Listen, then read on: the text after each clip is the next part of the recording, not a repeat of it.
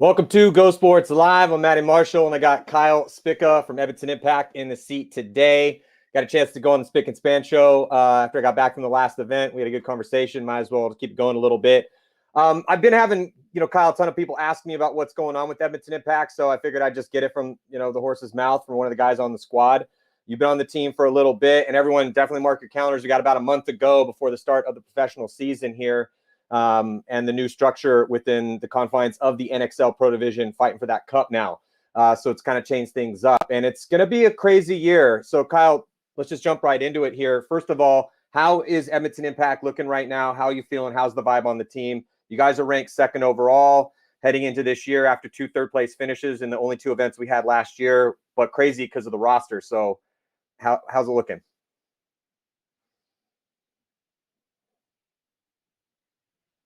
Uh-oh. I cannot hear you. Leave. There we go. Now I can hear you. Okay. All right. So yeah, good to go. Yeah, I'm super excited about this upcoming season. I feel like we've had, even with World Cup, it still felt like an extra long off season because that event was a little weird as is with everything going on. But we actually just had a little warm up practice a few weeks ago, and tomorrow's Friday. We're actually leaving to do another practice. Literally, we have this weekend's practice. We have a weekend off. Then we have the next 2 weekends practice, and then the tournament. So we're definitely gearing up to come in strong for this event. Still, there is a little bit of issues with Bart, as well as his sons, Zane and Zach, as well as JC, potentially not being able to come to maybe the first event because there are those quarantine issues that we're having, or they're having, that when they come back into Canada, they have to do like self-quarantine for like 2 weeks, which they can't really afford to do with their careers and work. So that's one little thing we're running into with that. But we picked up Matt Jackson, obviously from AC Dallas, kind of helped out. And then we also picked back up Rob Velez. I don't know. Okay. That was one of my questions. I think you guys, yeah.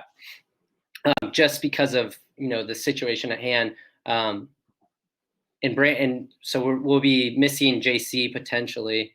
So that just leaves kind of our, one main attacker, Brandon Cornell, who just in this little bit of off season that we had undergo another shoulder surgery.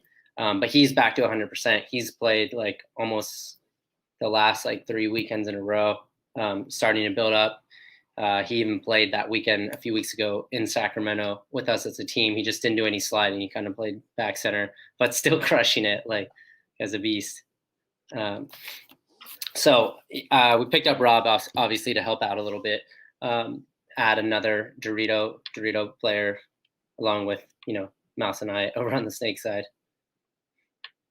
Yeah, well, this is why I think, God, I feel like I could spend an hour talking to you just about Impact, but I obviously don't need to, but would like to get your opinion on a lot of these other teams. There's so many stories here this year. I think that, I'm obviously a huge paintball fan, which is why I do this job, but it's just captivating with what's happened to Impact. I mean, Impact is a team that constantly is going after the best talent out there, the most successful talent, the most experienced talent, all high-level elite guys. And, Dave and Bart have done a good job of, kind of just cherry picking the best of the best to build that roster. And that's why Impact with the Canadian core and how awesome the Yak Max are, how good JC is, and a couple other dudes that have been there, we met over the years.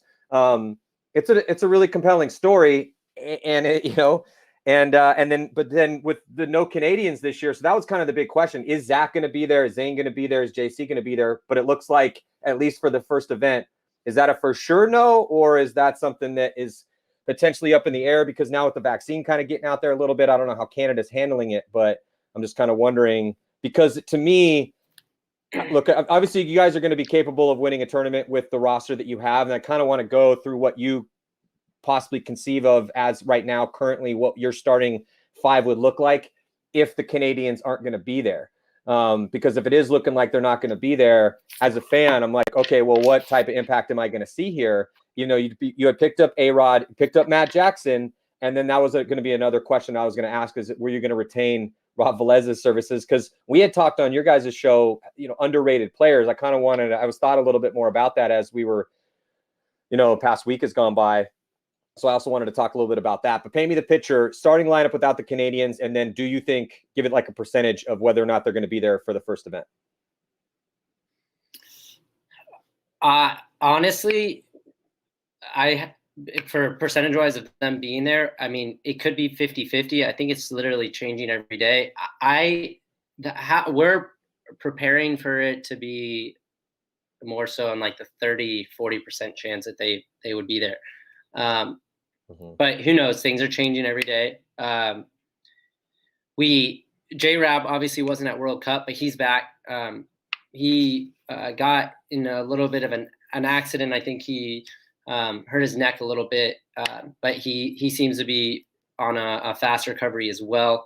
But he is coming out to this weekend's practice. So it's looking like right now, obviously, all the rest of those guys that were playing at World Cup are still there. So for sure, we have A-Rod, Trevor Reeser, Justin Rabikoff, Nick Laval, Brandon Cornell, myself, and Mouse.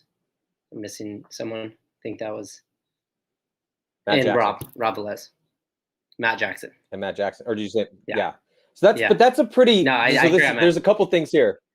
No, there's a couple of things here. One, that's still an insanely good team.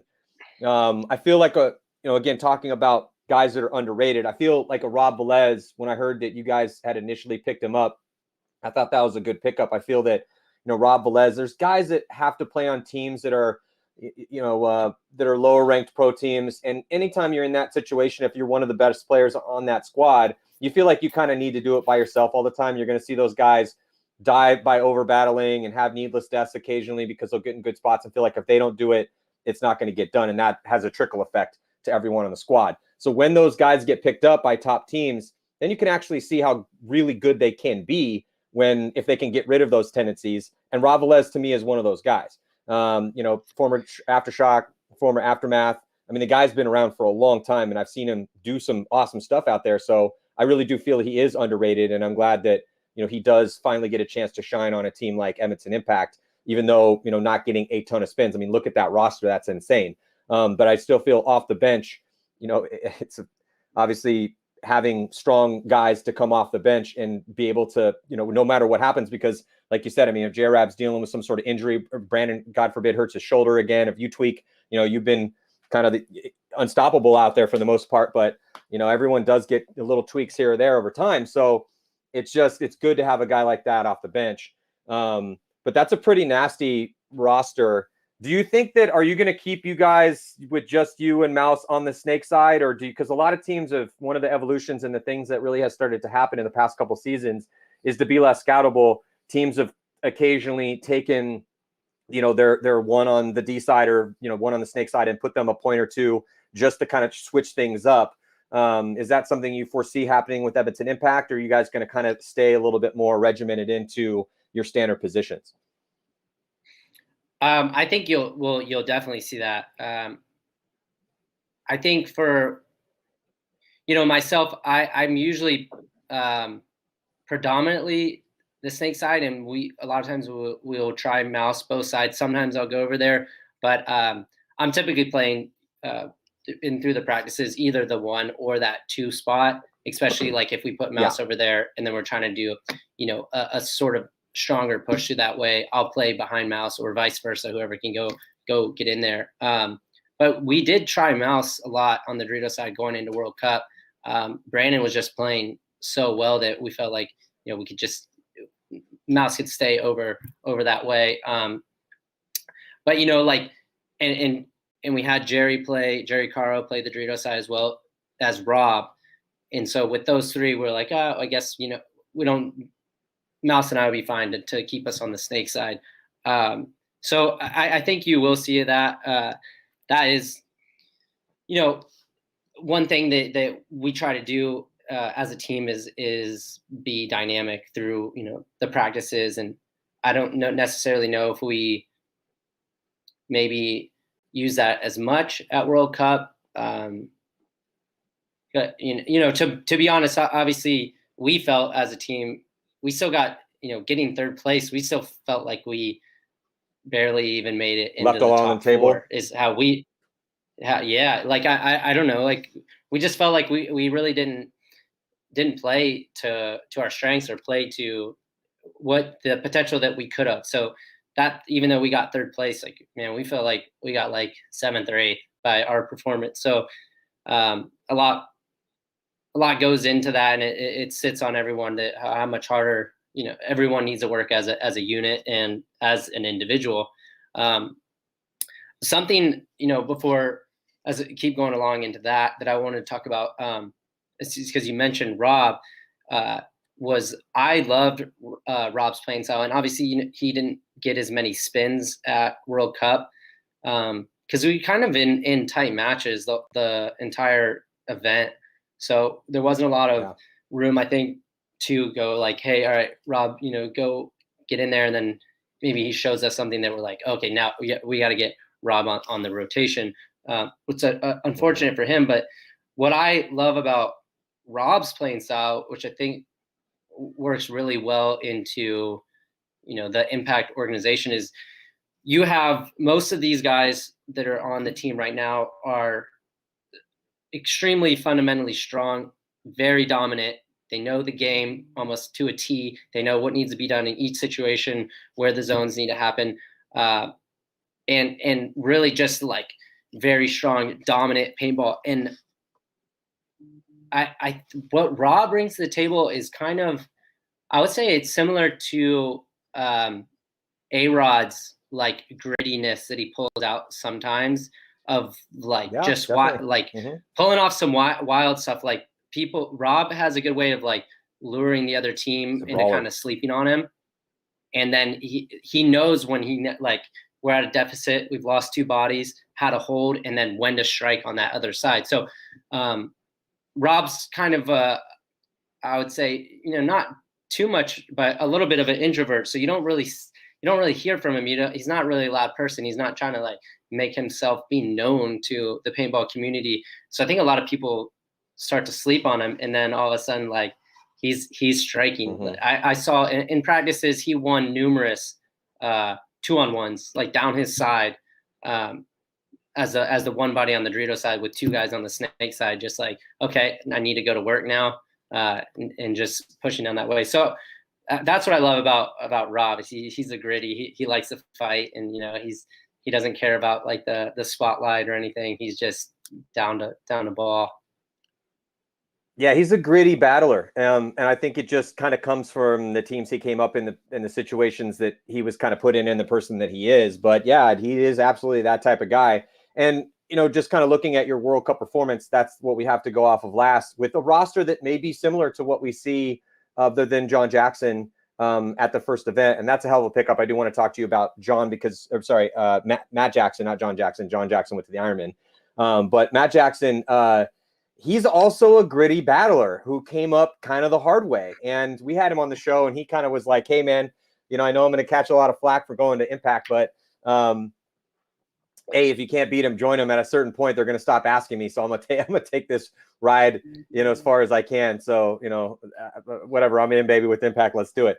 But he's also a gritty battler. And I think that I did want to get your opinion on Matt, because Matt Jackson has, he's a Golden Barrel Award winner. He's an all-star. He definitely earned the right to play on a mega team like Edmonton Impact. But that's what's kind of cool. Like Rob Velez, he came up the hard way. Matt Jackson didn't come out of the womb great. I've used this, constantly. I try to explain to people who are like, oh, we got to play against Ryan Greenspan, or how are we ever going to be pro if it's Impact? I'm like, do you think Kyle Spicka and Ryan Greenspan came out of the womb being awesome at paintball? No, they worked their asses off. Yeah, sure, there's some innate talent there. They had to have some sort of ability to read the game a little bit better than everyone else, maybe at that outset. That's what talent is. But at the same time, and in the very same breath, a lot of very difficult work was done to carve out the game that everyone has currently at the pro level. And it is a constant thing where, interviewing Ryan Greenspan is about his performance at World Cup. One of the nastiest performances that I've seen in recent memory, probably the best performance that Ryan's ever had in a career, 20 years of having awesome performances. And he also still was like, dude, I left a lot on the table. There's a lot of kills. that I could have got that I didn't get. That's the mindset it takes. So when I look at Matt Jackson and how good he got on a scrappy team like AC Dallas, and it kind of carved his niche out until finally he got picked up by you guys, I think that it's kind of cool. But, looking at World Cup, I mean, you guys were in some interesting games, and you guys got blown out by Infamous 8-2, and then you blew out Energy Elite, and then you blew out DMG, but then you had a 1-point win, a scrappy win, and kind of a must-win situation against Damage in the last game of the prelims by 1. And then you go play the Ironmen, which was a storybook team in 2020, even though they had lost 2 of their big killers for Cup. But that was a close game. You barely beat them 3-1. And then you had another 8-2 game this time against Dynasty, but you guys were having to come back in that one. So yeah, not exactly a situation where, maybe other than the 2 blowouts you guys had in the mid part of the prelims, not a lot of instances where you're going to go to the bench much. It's kind of like do or die time. We need to put our best 5 out constantly in that situation. But talk to me about Matt Jackson a little bit. So I knew Matt Jackson was a stellar player. Like I've been watching him through these past years. It's funny, actually. He tried out for the Ironmen on some of the first years that I was on the team, and actually didn't make it. So it's cool to see, what he's become after that. It's kind of like what is it like? Tom Brady getting drafted late, or Jordan, getting cut from the basketball team. It's kind of like that story. But in high school. So Matt came, Matt came to. I actually went to that high school. Such a fun fact. Matt Jackson, showed up to practice a few weeks ago, and it's a brand new team for him. And I think the transition, it's not that hard, I think, for any elite pro, because they know, how things work. But he'd been in that camp for such a long time. Those guys were literally like family. So I knew it might have been like a little bit hard of a transition to kind of swallow a little bit of pride, and like, all right, and we were so close, we were on the cusp, we didn't do it, and now I'm going to a powerhouse team. I think that overall he is happy with that decision, but I know that's probably for anybody that would be pretty difficult. It's like, when I left Dynasty, man, that was extremely like gut wrenching for me. But he showed up and literally played out of his mind. Like if Brandon Cornell and I were talking about it, because we flew home together, and I'm like, man, if this is like NBA 2K game, like he got like 98s, 99s, like across the boards, 3 points, dunking, like center, everything. He was playing. He played the 1 phenomenal on both sides of the field. He played the 3 phenomenal, both sides of the field. He played the 2 phenomenal. He was shooting people off the break, like in motion as the 2, both sides, shooting people off the break as the 3, following up amazing as a 2, playing the 1. I probably saw him 1 ball snap shoot like 6 people over the whole weekend. Like really just fundamentally strong, survivability, consistency, everything. I was more than impressed, to say the least. Yeah, no, I completely agree with you. It's just kind of one of those. At what point, and you've been at a high level at this game for a long time, but switching teams is kind of a difficult thing, and it must have been a little, not frustrating for you, but the 2 teams that won the only 2 events last year were the Ironmen team you played for, and then Dynasty team you played for, and helped them win before. So, and Ironman hadn't won an event in 10 years. And I remember texting with you after the first event in Vegas, and you were like, holy shit, they did it. And you weren't mad. You were just impressed, like everyone was. You were just impressed. Like, I can't believe they pulled it off with the rebuilding squad. It's unbelievable, but it worked out. And I've been saying it since then. It's just got to give a huge confidence boost to anyone that plays this game, because, Dynasty winning on their 20th anniversary for the World Cup with the squad they have, that's way less miraculous. And that's not like that big of it's awesome. It's a great story. Don't get me wrong. It's an excellent, amazing story.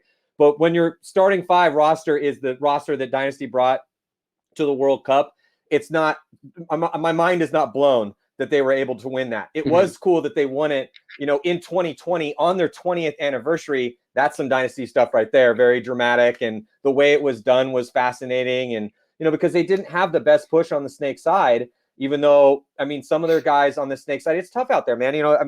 It's like sometimes your number 4 hitters in baseball is, it's the opening day for baseball and big baseball fans. Sometimes your number 3 and 4 hitters are going to go 0-4. They're going to go up to bat 4 or 5 times, and they're not going to get hits. And sometimes it's your 7 and 8 hitters, and sometimes it's your first. You never really know. That's one of the intricacies of baseball. With paintball, also, it's not always going to be your Snake 1 guy that goes off. Yes, that's the most potent position typically on any given field, and you're putting your most athletic and fast and aggressive guys in that position, but they're not always going to get it done. Sometimes it's the gritty veteran up the center of the field, pushing 40, who's just bench pressing cars for his squad out there, like Ryan Greenspan was doing, just slaughtering opponents, going through, just sharpening his bayonet and stabbing people, or Rainey Stanzik for San Antonio X Factor, who was doing the exact same thing. And so it was that awesome story. But yeah, I just wanted to get your thoughts because I haven't been able, I don't think we've talked about it publicly, but just because you played for both those teams and you're super intimate with, how all that goes down over there. So, and it just must have been interesting for you to watch kind of that play out. Yeah, it definitely, even I know I've been off Dynasty for about 3 years now, so that one wasn't as bittersweet as the Ironman one, because it was literally the event after Trevor and I left. So obviously, got a little bit of crap for that. But I don't know. I've been playing for so long that stuff doesn't bother me. I'm super stoked on one. Where I'm at now, and can't value it enough. And I'm just overall happy for those guys, and happy for Todd. It was a great story, and I'm glad they were able to win. And then even the dynasty win, which was I really impressive, just from a strategy and tactics standpoint, because they didn't have the strongest Snake side, and you could see that they knew that. And this is something, I've been doing a lot of coaching lately, and this is something I always say to a lot of the guys that I coach in the practice, and then a lot of times we'll coach them the following weekend at the tournament, is I'm like, this is your guys' chance in practice to work on your weaknesses. But when you get to the tournament time, you have to be honest with yourself and say, like, hey, maybe I'm not the best gun battler, or maybe I'm not the fastest guy. So I need to watch making those like desperation runs, skipping 2 bunkers if I'm a slow guy, or engaging in these gunfights. If a lot of times I'm like 40% winning them in a tournament, then that it's even more heightened. So that was a good display of knowing, like, hey, maybe we don't have the most elite Snake guys, so maybe let's use one. We have Ryan's playing phenomenal up the middle, and we have arguably 2 or 3 of the best Dorito guys in the league.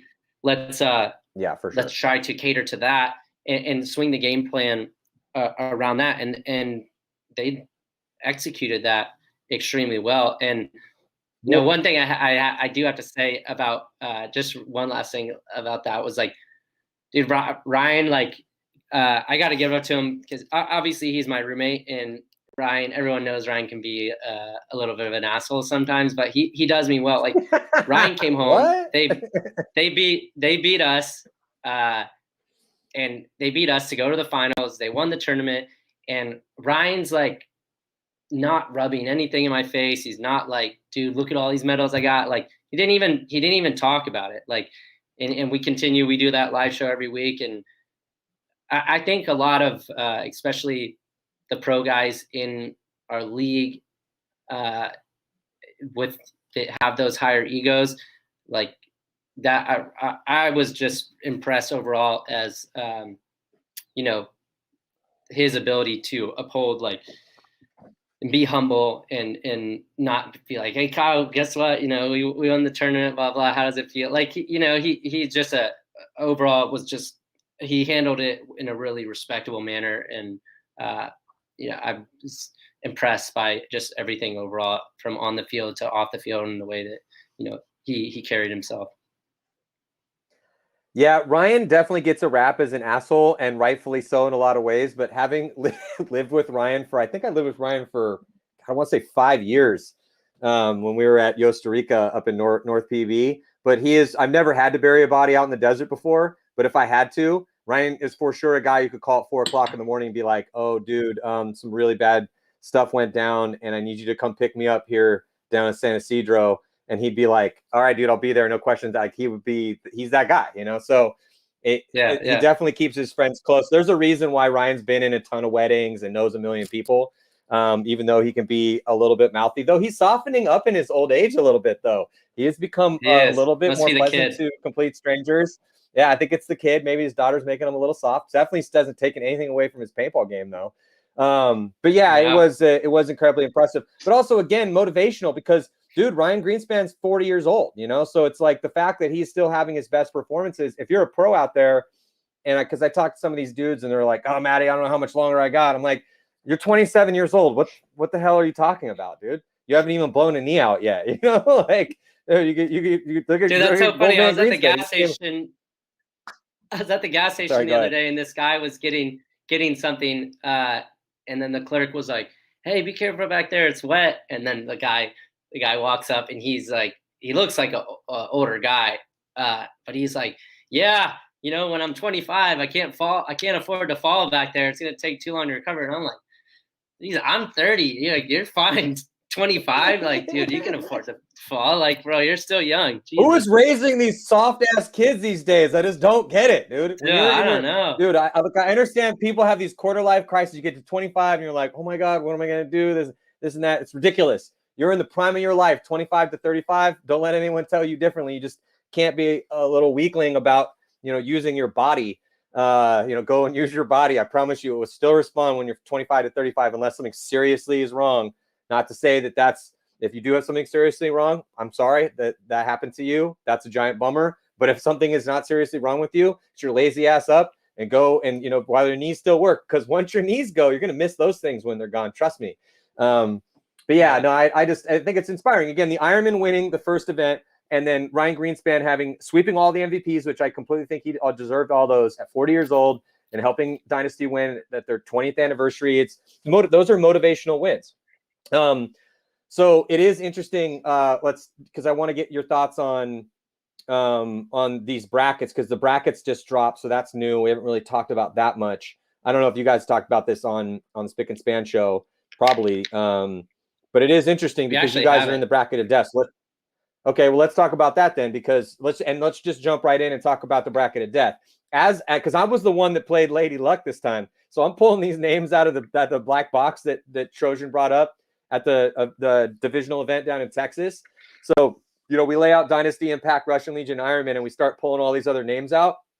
And bracket B is just super nasty because Heat ended up down. Heat didn't have the best year last year in the two events that they played. And I do want to get your thoughts on Houston Heat. I do think it's amazing that they got Todd as their coach. I think that was something that they needed. But because they were down in that third tier, that's what made this bracket so nasty. So, it's Uprising, Energy Elite, Houston Heat, X Factor, and Impact. So the fact that Houston Heat, X Factor, and Impact, which in different variations of this, in an alternative universe, those three names are spread on the A tier above the top four teams. But this time they all ended up in the same prelim bracket. So that's a nasty prelim bracket, because talking to the Uprising guys a little bit, Uprising loves to play the spoilers, man. And they're bringing at least pretty much the same starting five we've seen them have into this year as they've had in the past that have beat top teams before. So it will be, that kind of the same group of dudes that has proved themselves against top level guys. I want to get an Uprising guy on the show before. I've been texting with Ormrod a little bit about his squad. So we'll see. And then Energy Elite, I've been watching them play at these invitationals at the exhibitions, and they definitely have a lot of aggressive dudes. It looks like a team full of linebackers. They're like definitely not a team I would probably want to get in a team brawl with, because they're pretty stout dudes. but they can move for bigger guys, some of those dudes. And they have like, Lackey's not very big, but he's really fast. But they like to push the pace. So it's going to be interesting to see. And then, Heat, X Factor, and Impact, those are legends in the game. So that's going to be a really fun bracket to see what happens. But what are that's your bracket sitting at the top seed. What are your thoughts on the bracket of death? One, there definitely is the best talent, I think, in that bracket. Not to take anything away from some of the other guys, I think AC Diesel is going to be really strong as well, and Damage. But just to start off with our bracket, one, I'm not worried about really any team in the league right now, just by knowing what we're capable of now that we're at essentially full strength. Yeah, we may be missing the Canadians, but what we have with just, even if the Canadian guys aren't able to make it, I'm not worried about, just with our minds and abilities in general. None of these teams are making me worry even the slightest. And with all due respect to those teams, I just know the mindset that everyone's in after last year and where everyone's at about just work ethic and drive and everything. I think that we're out to prove something at this point. So I think it's going to be a grind. And Todd coaching Houston Heat, I think, is going to be a huge upgrade for their team. I think that his coaching style actually fits with their dynamic really, really well. So I think they'll be strong as well. And honestly, X Factor is an extremely sound team, and they have been, even before they started that winning streak in 2019. I think they were, and correct me if I'm wrong, they were the best. They were in the most consistent, like top 4 team for 5 years, something like that. So talk about X Factor. Yes. Yeah. Well, the big thing about X Factor was how it was an outlier of how long they had gone without a win. It had been like, I'd have to go back in my notes at this particular time for X Factor. Off the top of my head, it was something like 4 years, I think, that they had gone without a win, but making every single Sunday. They had not missed a Sunday. It was insane how consistently they would not just make it to Sunday, but make it into those, deeper rounds. But then, they rail off a series championship, 2 wins in a row. And X Factor, and talking to those guys, they seem very, very motivated. But to me, it's just going to be interesting because I'm not taking anything away against Uprising Energy Elite, but it is up to them to prove everybody wrong. When you have Houston Heat, X Factor, and Impact in your bracket, it's going to be very tough to put yourself in a situation to try to squeak into that wild card round.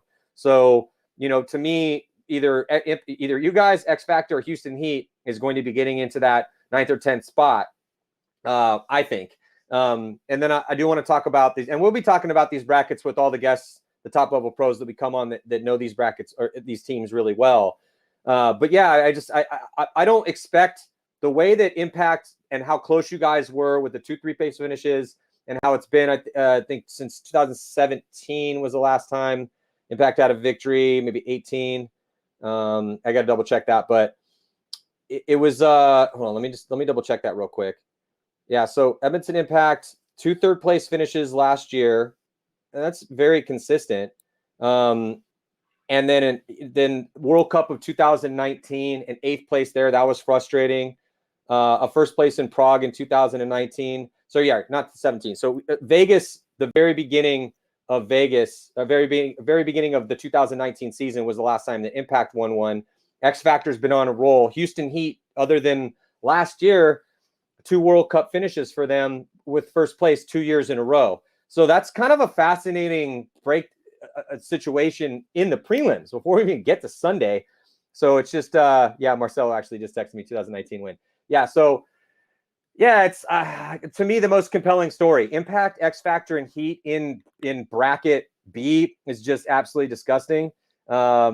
I do feel bad for Energy Elite and Uprising, though, of course, they're going to say, yeah, bring it on. You got to beat the best to be the best.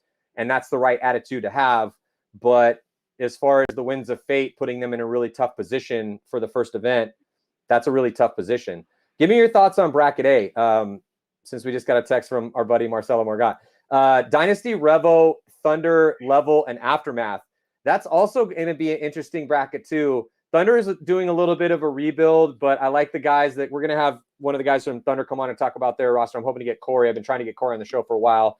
But they always have a team that's pretty competitive.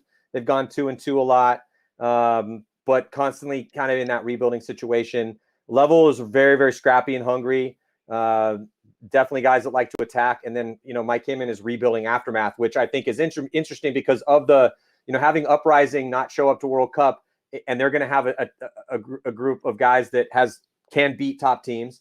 The Outlaws have brought on a lot of new blood. I have no idea what their starting five is going to look like because they have like 12 dudes to choose from. DMG also going to have to be in a rebuilding situation, and Aftermath and him in rebuilding too. So, that's kind of a fascinating tier 5.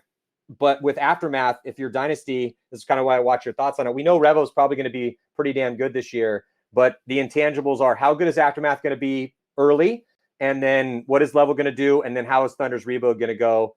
We know kind of what we're going to get out of Revo, but what are your thoughts on bracket A? So, I've been watching because Mouse, Brandon, Cornell, and we go to the field almost every Sunday right now to run drills. And Aftermath has been putting a lot of work. They've been playing almost every weekend, and they travel to that Texas practice. I know a lot of the guys on that team, and obviously when you have Hinman masterminding some, there are some vets on that team and also some relatively newer pros, maybe 2 or 3 years of experience. I think that he's still going to be able to do really well with what he has. Obviously, the first event and the first tournament, kind of see where they're at as far as playing. There's all those different levels. There's that practice play. There's the prelim play.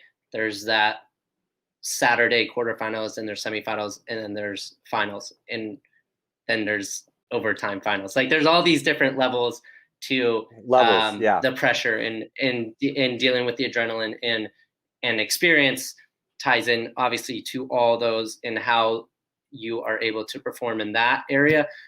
I would say, I'm just going to take a guess here. And my opinion, I think that maybe we'll see what Revo does, but honestly, I think Aftermath and Dynasty come out of that bracket. And I'm sorry, go ahead. I definitely want to talk to you about this because I've been talking, I've talked to Mike and I know the guys that he's picked up. So I definitely believe in that squad, but I've seen Revo recently and I think Revo, I don't know. Anyway, finish your thought and then we can discuss it / argue about it if you want, but definitely finish your thought. I may be biased in that too, because so you've been watching Revo play and I've been watching Aftermath play. So I think it's going to come down obviously to those two guys. I haven't seen Revo play honestly, and I know they're throwing some heat our way too. So obviously I'm going to take Aftermath in this one. Out of those guys, Dynasty's solid. They're going to be solid. If I want to broaden it a little bit, I would say those three. No disrespect to Level and Thunder, I just don't think they ultimately have the firepower, strength, or diversity as some of those other teams. And obviously Revo has been getting better and better, and they've been performing well. I just feel like they haven't really surpassed that like dagger dominance of play. So that's something that we're gonna have to tell. And then if Aftermath just comes out swinging and just being overly dominant against these teams, which you've seen through Hinman's coaching, he's had the ability to perform that way. So it will be interesting, but I think I don't know. I think Aftermath might surprise some people. We'll see. I think that they absolutely have that ability for sure. Yeah, I mean, I think Aftermath could definitely rise up again, and I love the pickups, because the pickups that, some of those DMG guys, and I just feel like he's getting guys that are hungry to break through to that next level. And then, talking to Mike, he's and he's talking about he's he's pretty brutally honest about it. He says, are these going to be the guys that I end up winning winning a World Cup with, winning a tournament with? Probably not. Does that ever happen? Almost never. He's like, but this is where I'm starting now, and I love the guys that we got, and we'll see who shows up and who's willing to be there and get their grind on and do the things required to be good at this game and to create an elite franchise. That's what I need. That's what I'm looking for, and we'll see who makes it through the fire. And so I just don't know how quick they're going to be able to get there. I know they're grinding super hard to have a good showing here at this first event. We got a month to go. Again, you guys can see at the bottom of your screen, April 30th to May 2nd is going to be the first pro event. I just have been impressed with what I've seen out of Revo. And they also seem like they are tired of being in the position they've been in, which is a middle tier team. They've made it into the semifinals 4 times. They've been a top 4 team, but they have not been able to crack through. It is interesting that, they have Dynasty in their bracket, because they went 1-1 with Dynasty last year. Revo beat Dynasty in Vegas in the quarterfinals, and then Dynasty beat them en route to victory at the World Cup. So I think it is kind of interesting. The Paintball Gods are going to have them playing each other in bracket A. But I do agree with you, and it's not like you said. I mean, we're giving our due respect to Thunder. I love Corey Field. I love what he's done with the Thunder franchise. I love Dave Pando and Robbie Goldsmith and all the guys on level, but they're just not there yet. So again, prove us wrong. And yeah, I don't think that we're going to see. I have a question. We never know, but yes. So do you know? I don't. I should know this already, but would it be Dynasty playing Aftermath first? I don't know. I don't know off the schedule off the top of my head. Yeah, I don't have that schedule, so I'm not sure. I think Aftermath's performance is going to be highly dependent on the outcome of a couple of those matches. Not so much against Dynasty or Revo, but if they struggle to beat Thunder or Level, or even end up losing, I could see that causes some issues through the rest of their performance through the prelims. So that is going to be interesting to see, because if, like, say Thunder or something surprises Aftermath and they end up coming out and winning, I think that could hopefully, I mean, not hopefully, it doesn't matter to me, but if you don't want to see like them implode because of one difficult game. And I think that is something that, a lot of good teams can struggle with when they get punched by a team that they shouldn't have lost to, especially in the tournament.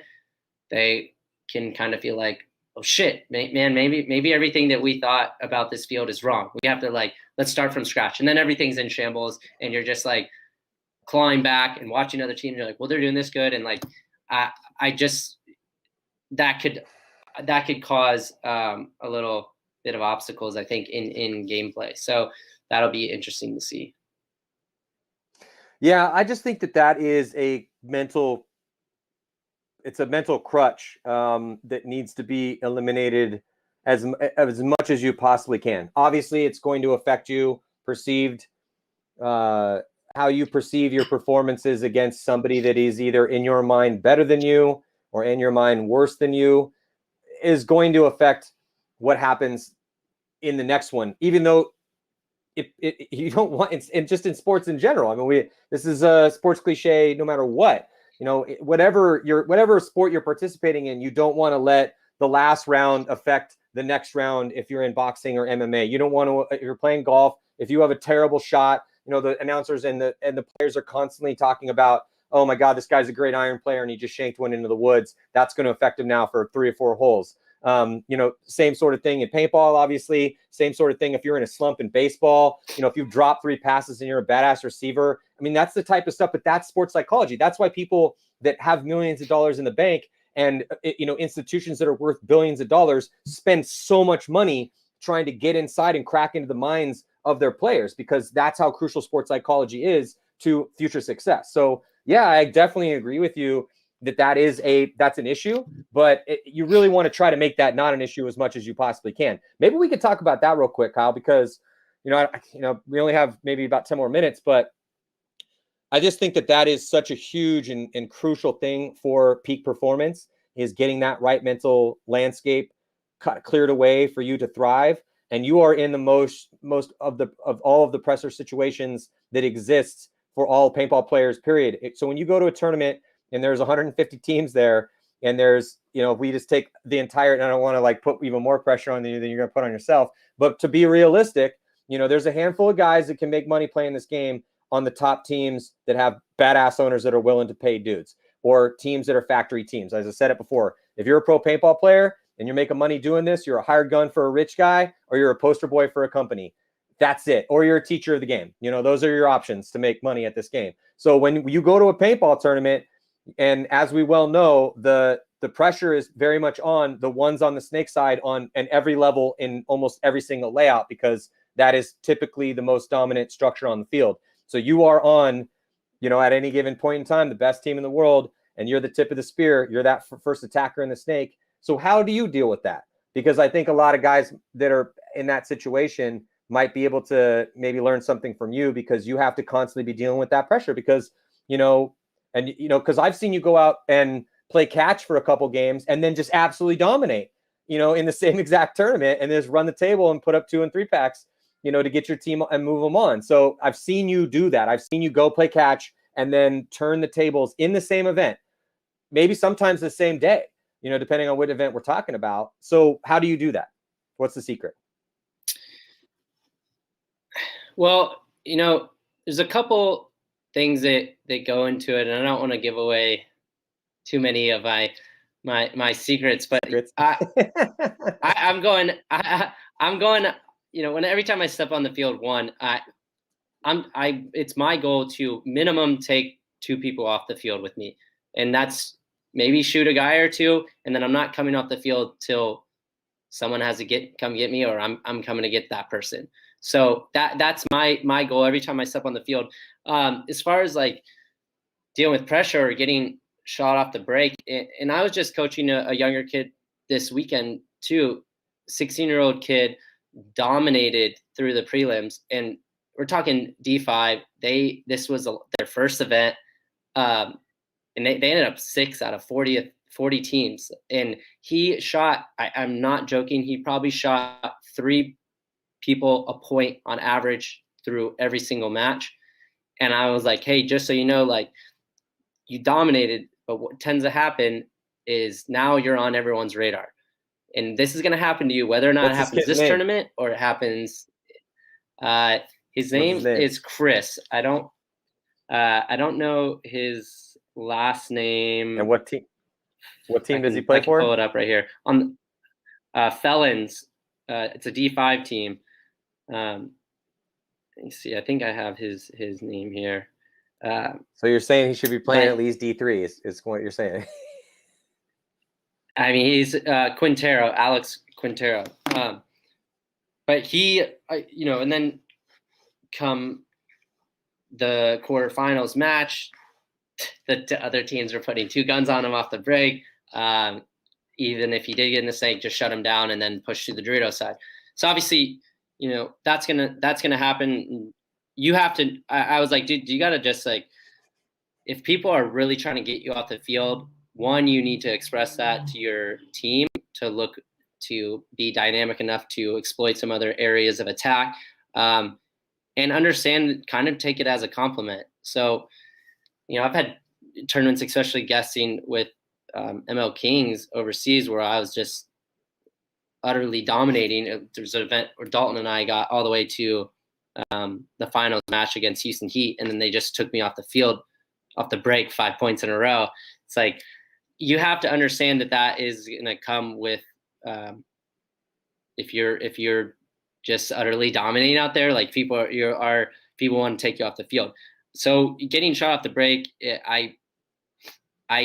it's not really a big deal. You know, obviously it's frustrating, but I know that that's part of what comes with being a front player, especially an elite front player, is it's changing routes. Mindset is huge. Coming back in the pits and just being able to wipe that point off and start brand new. And I kind of take every point that I'm going to play at all, anytime I step on the field from practice to, you know, tournament, is pretend it's like the last point that you're ever going to play in your life. And how would you play that point, and how would you think about that point, and what type of different moves or you know, care for your body and survivability would you take if that were the case, if that was your last point that you're ever going to play. And you know, kind of, you know, as far as like coming to the pit, is not feeling like, oh man, like when you're a common thing is like people feel gassed and right after they come to the point, they're like, I'm not going to be able to play that next point. And you already have that. If you have that mindset, a lot of times when we're playing this split deck, you have the 30 seconds before that team walks on, and then maybe that team is going to play a 2 or 3 minute points, just plenty enough time for you to reset at least to like 85%. But that type of mindset where you're already coming to the pit and then you go straight to your coach, and I see it all the time coaching these younger divisional guys, is like, they're like, I need to sit one. And you're like, dude, you don't even know the next point could be 10 minutes long. You're dominating and you already want to tell me to sit. And I'm like, have to write like, all right, Jimmy, like you're in, even though I want you to play, you're crushing it, but we just will go off that, even knowing the time. And so, well, hold on, pause. As a coach, if that was me, I guess it depends on it's kind of like, I had a coach in Little League that was like the nicest guy in the world. And then he was also our coach in high school. And he was like a giant raging asshole in high school. And I remember asking him, I'm like, Coach John, you were the nicest dude when you coached us when we were 9 years old. And now I'm 15, and you were like the biggest asshole possible. And he's like, well, because, you know, you guys are on the precipice of being grown ass men. You know, you want me to treat you like a child, or you want me to treat you like a grown man? I expect certain things out of you. The world is going to expect certain things out of you. And this is how well you guys all need to play if we don't want to suck. Do you want to suck? He was just laying it down for me. So I'm just wondering, like, at what point, this is kind of like everyone out there, but it's because I almost feel like you got to challenge these dudes and be like, what do you mean you can't go another one? You don't know how long this point's going to go. Take a hit of water, take some huge breaths from your diaphragm, and I'm going to need you to go in 45 seconds. Can you go or can you not go? You know, and then if he's like, I just can't do it, I'm done. Then you got to look at the next guy and be like, hey, this is your chance to shine. This dude hasn't been doing his cardio over here. I don't know how he can't go more than 5 points a road playing paintball. We're not running up hills. Like, this is ridiculous. You should be able to go more than this. You're a stud. I need you to be a stud. All right, kid, it's your chance to shine. You know, like, I'm just wondering as you're coaching, like, if that's something you want to say, or maybe you don't, because like you want him to bring you back to the next event. They're like, Kyle was such an asshole. Like, I don't know if we want him around anymore. No, my coaching style, I guess that's on me a little bit. Like, sometimes I could be harder on the guys, but a lot of times I don't really know, especially if I don't know that player previously. Like, I don't know what they can handle completely, as far as like, especially some of these, you know, younger divisions, D5, D4. Obviously, I'm trying to push them, but like my coaching style that I've felt works really well, and I'm not gonna call any names out here as far as like other guys that coach that are pretty like stern on the guys, is that I do get mad and I do get passionate about certain things that I have to say, or if something that is like blatant, like, yeah, it's something blatant that's like I've seen you coach before. Yeah. It's like, I mean, like sometimes I will watch a team play before we play them, and I'm like, okay, this guy is going to go here the first point. This is what's going to happen the second point. If we shoot this player is going to fill here. Okay. Or it's like, if this is the breakout, then this player is going to feel here. Everybody, all three of you guys shoot this guy. And then like the guy will do it exactly. And I'll miss him. And I'm like, guys, I literally have like completely laid it out, watch the team play. And then that's when I'm like, I get heated, but I get heated because I'm selective when I do it, because I think that it means more, versus me being kind of matter of fact and talking from a more level-headed position, so that when I do get mad or a little bit more irritated, it goes farther, and then they can see like, oh, and that actually, I'm overly a nice guy, and this, like, even with the teams that I played on, and I'm even a newer guy on Impact, and there was a time at World Cup where I was like pretty passionate about in our meetings, where I thought that we should be doing something that maybe we weren't, and I'm like the only guy in the meeting, and I'm like literally go from like sitting on the couch to like in the middle of the floor looking at everyone like, listen to me, please, just stop talking, listen to me for a second. And I do get heated when I really feel like something isn't done. And I like to play devil's advocate a lot. I like to question everything that's done. Is like, yeah, you want to avoid, like, I think a lot of times it's like groupthink. You want to have an outlier that's going to be like, okay, well, yeah, everything looks great here, but what if this one thing happened? And even, I mean, there's been, even when I was on Ironmen the past year, there'd be meetings or it'd be 2 hours long, and I'm like, no, I'm sorry, we're not done, and I have to go like another hour. But I like the whole mental aspect of the game, and I think there's so much behind it to be uncovered still. And that is essentially, I feel like, what it comes down to when you look at these, top 7, 8 teams. It's all like quadruple reverse psychology, how to outsmart the other guys. Like, big thing I talk about when I'm coaching guys, I'm like, yeah, if you shoot that guy off the break going to the snake, maybe switch your lane then and focus on shooting for the god, because he might pull back. But like, and they're like, oh, and I'm like, but it's different every layer, because in our division, like, if I'm playing one of these other teams, if I get shot off the break going to the snake again, I might run it again because they don't think I'm going to go there. It's like there's a whole bunch of different different like reverse psychology, and it's like physical chess that we always say, which I think is a really amazing part of the game.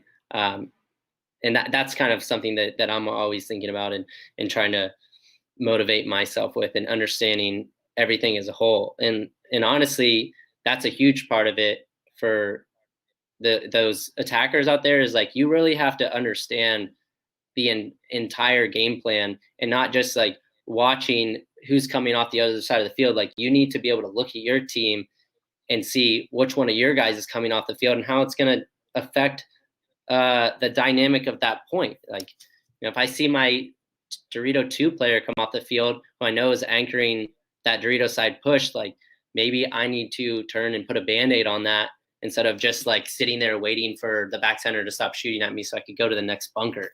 There's a lot of elements to it, and I think that's why you see the for front guys in general, not just Snake, that really flourish, because they know there's 6 speeds to it. It's pushing, it's putting a Band-Aid on it, it's you turning into the quarterback, you making switches, you shooting your gun nonstop, or you just staying alive. There's so much to it, man, and you have to submerge yourself into understanding the big picture, so that you can make your game that much more dynamic. I mean, there's only so many matches in a tournament that you can just go shoot 4 guys in a point and keep doing that, and be naive enough to think that no one's going to stop you doing that. So, and that's something, feedback is huge, giving, if Mouse or I are playing, we come back in, we tell them exactly where we dove, who was shooting at us, like knowing, remembering all those variables. Like, if you got bounce shot versus a random shot, like all that stuff comes into effect, and that's the important stuff to me. Like, and I got one last thing to say is, like, I see a lot of teams coming back into the pits, and they're talking about like a ref giving them a certain penalty, and then like I don't know, just like the silliest of things. I'm like, hey, where'd you go off the break? And then they're telling me about like the gunfight they got in like 2 minutes into the game, and all that stuff is, if you're going to argue with a player about him over battling for 30 seconds to 2 minutes while you're getting ready, and then you've completely forgot about the whole entire game plan of the next point, it's like now you've just lost 2 points because you're so wrapped up in the point you already lost. Like, that's a huge thing, is that all that shit can wait till after the game, because that's just a lot of it's like fundamental errors that they're already done. There's no point in doing it. It's like, yeah, you got to play with 4. Okay, let's figure out how we're going to win with 4, not dwell on that we're not being able to play with 5 because a ref made a stupid call. It's not going to change. It's like, just dial it in, figure out what you want to do with play with 4, and then go try to argue the call and see if you can maybe get them to overturn something which has about 0.2% chance. So it's like, yeah, I don't know. You would have been stoked. No, for sure. And I appreciate that diatribe, because I'm with you on all that. You would have loved it though at the last divisional event, the very first divisional event of the year for the NXL. There was 2 3-on-5s pulled off, where teams had gotten major penalties and were in a really bad spot to pull off the 3-on-5. So no, it was awesome. All right, Kyle, thank you so much for sitting down with me. I really appreciate it. You got any clinics coming up, or anyone you want to thank before we sign off? Just big thanks to, all our sponsors, as well as Bart Yakimek, Ninja ANS, Planet Eclipse, GI, Virtue, Carbon Paintball, especially, any teams out there. I am one of your team sponsorship reps. So if you guys are looking to get in some of that gear, man, they're making phenomenal stuff. Get a hold of me. I should be able to help you guys out with that. And just BKI as well. We have the summer camp coming up. I don't even know if there's any spots left, but that is it's my favorite clinic to go to. And I think a lot of the kids can say that as well. I mean, you're seeing there's 6 or 7 kids that have come out of that are either now pro or on the cusp of going pro. And besides that, I wanted to, as far as those other 2 brackets, I think that AC Diesel and Infamous are going to come out of that one. I think AC Diesel is going to play really strong. And then what was the other one? And Damage and Russian Legion out of that other bracket. Damage was looking really good at World Cup, and I think they're going to continue on that as well. Yeah, I was going to ask you about those other brackets, but then we'd probably talk for like 2 hours about those other brackets, and your computer's going to run out of batteries. But yeah. And we will be discussing all this intricately. Yeah. Well, anyway, Kyle, thank you so much. I really appreciate you sitting in. BKI is huge. You guys pay this man. There's a reason why these guys get paid to play the game. There's a reason why they're coaching tons of teams. Seek out mentors. It's one of the most important things you can possibly do in life, regardless of what it is you're trying to be elite and excellent at. Kyle's one of those guys here. He's one of the leading lights in the game. Kyle, thank you so much for your expertise. Can't wait for the battle that's going to be going down at the end of this month, beginning of next month. First pro event of the NXL season is getting close, and I thank God that this COVID world we've been living in is starting to fade away a little bit. We're getting there. So, man, looking forward to seeing you soon. If you haven't been watching on Monday evenings, every night we do the Spick and Span show with Ryan and I, and we also, Matty was on there 2 weeks ago. We plan on having him back. It's a good time, and we go over. It's literally a live Q&A. So if you guys have any questions at all, feel free to ask, and as well as a lot of these other Ryan and I know Marcelo and a lot of these BK guys we're now, because of everything that's going on, doing Zoom meetings about a field layout or just coaching individual players is something that has got some speed and is getting pretty popular. So that's anything you guys are interested in too, let us know. Yeah, for sure. It was a great time. We'll have you back on the show here as well too, and we're gonna be having lots of the pro players here on the show as we are head our way towards this first event. I can't wait till we get into it. I'll see you guys next week. Thanks a lot, Kyle. All right, later.